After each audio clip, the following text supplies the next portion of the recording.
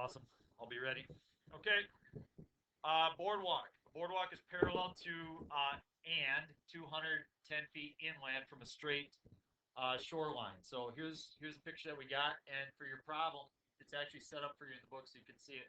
But I've got like some water going on here. Okay. Okay. I've got a boardwalk. So the boardwalk goes across the sand. That way you can travel more quickly on the boardwalk. It's not as hard on your feet or your knees. And there's a dude on this one, okay? And he's standing here, and it's 210 feet from the shoreline to the boardwalk, okay? And as he's on the boardwalk, he looks off in the distance, and there is his beach umbrella. He needs to get to that beach umbrella. It's very important. It's not outside, okay? And he is 750 feet from his beach umbrella.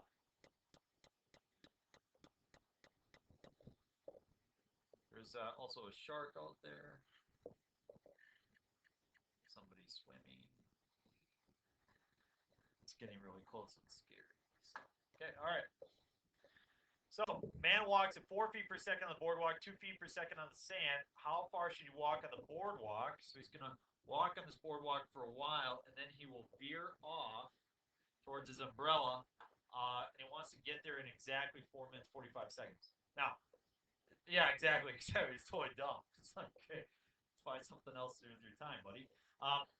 So here's the deal. So here's a real setup, and here's where it's applied in calculus. Let's switch this up. This guy is a lifeguard, and he's on the sand. He can run fast on the sand, but there's somebody drowning in the water. So he's going to have to get in and swim at some point. At what point should he get into the water to swim to save the person? Now, that's obviously the lifeguard isn't going to take the time to figure that out, right? But as they teach lifeguarding on open waters like this, they can actually give you an approximate point where you should start getting in the water in order to minimize the amount of time before the person drowns. Okay, so there is a lot of application to this. Minimize, maximize, you don't know how to do that yet. That's calculus type stuff. Right now, we want to make it exactly equal to 4 minutes and 45 seconds. This problem, piece of cake, because you're super smart. I'm going to convert everything to seconds. 4 minutes, 45 seconds is exactly how many seconds? 285. Would you agree that 285 is equal to his time on the boardwalk plus his time on the sand? We all agree? So I need to come up with an expression for his time on the boardwalk and add it to an expression for the time on the sand. And if I think about it, which of these situations, which type of problem is it here? What do we got? We got a distance, rate, and time problem, don't we? And I specifically want to talk about time. So if my formula is distance is equal to rate times time, that type of formula is not going to help me. What do I have to solve for? Time. Time is equal to distance over rate.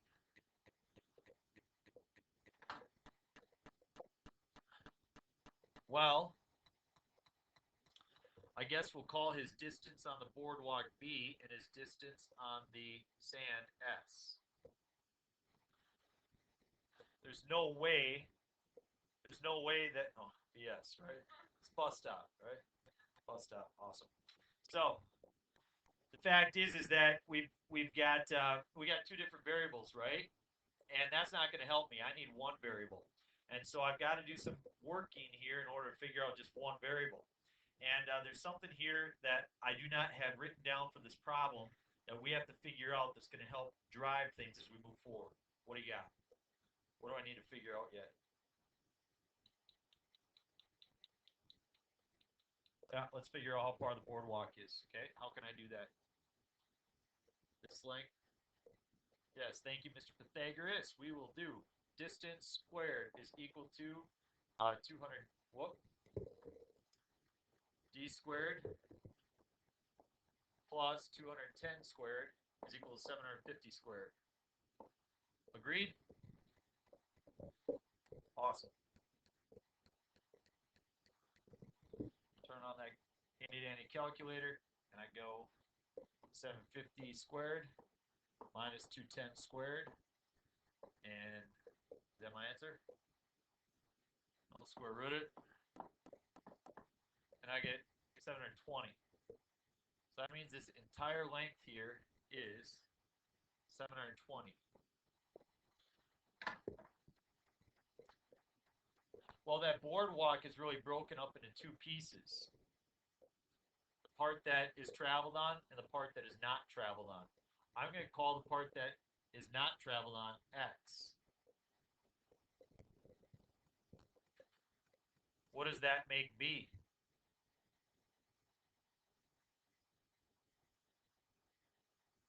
$720 minus X.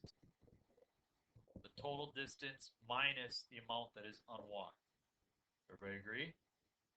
So look what I got so far. We said time is equal to distance divided by rate. Well, I have the distance on the boardwalk. It is 720 minus X over what's the rate on the boardwalk.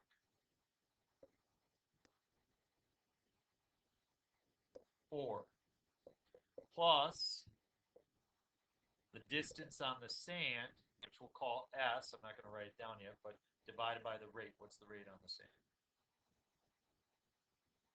So I have to come up with an expression for S that involves X. What do you got?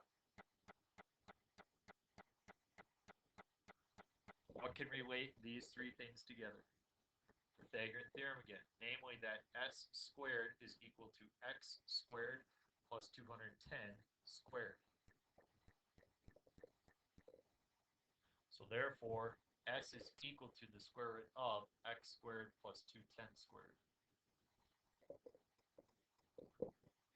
Can I just get rid of the squares? Can I get rid of these exponents? No, you can't.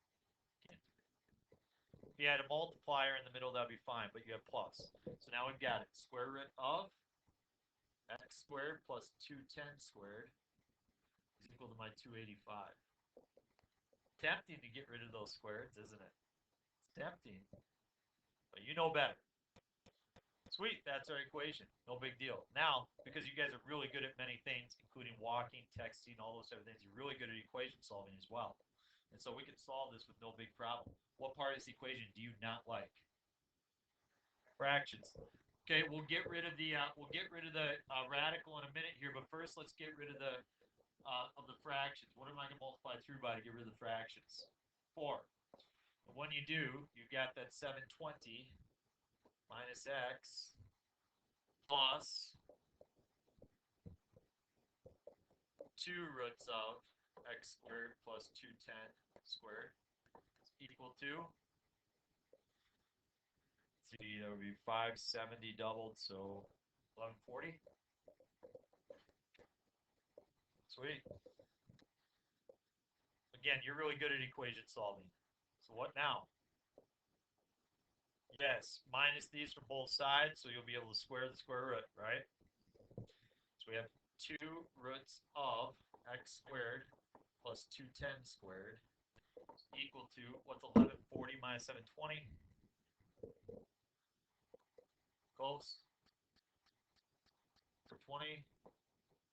And we got plus X.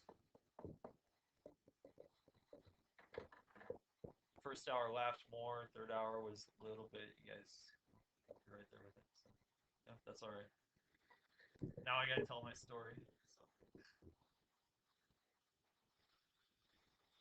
Don't we have more important things to worry about? Okay, all right, so we're gonna square both sides.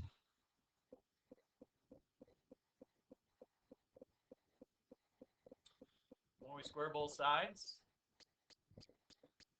4 times the quantity, x squared plus 210 squared, equals,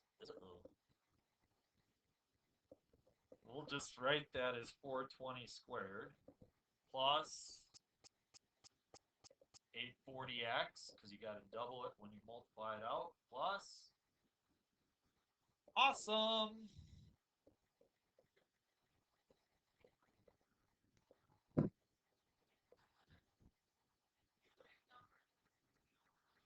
That's why I just write the square, make it smaller. Yep. 4x squared plus 4 times 210 squared is equal to that 420 squared plus 840x. Whoa, hey, don't do that. Looks really bad, but you guys know how to handle this. What's the degree of the equation? So how many solutions will there be? Most likely 2. How do we solve second degree equations? We got 2 methods. Factor or quadratic formula. Either way, you got to set it equal to 0 and use the zero product property. So let's get it all over on one side. So I got 4x squared and x squared will give me a 3x squared. Looks like I just have one term with x, so I've got 840x, so minus 840x. And then looks like I'm going to have to take 4 times 210 squared minus 420 squared. So I've got 4 times 210 squared minus 420 squared is awesome. 3, we got 0. Great. Isn't that nice? Big numbers go away. Don't have to worry about it. Right. Yeah. So now what? Oh, it's easy. 3. How do you know that 840 is divisible by 3? 8 plus 4 is 12. If 12 is divisible by 3, then 840 will be divisible by 3.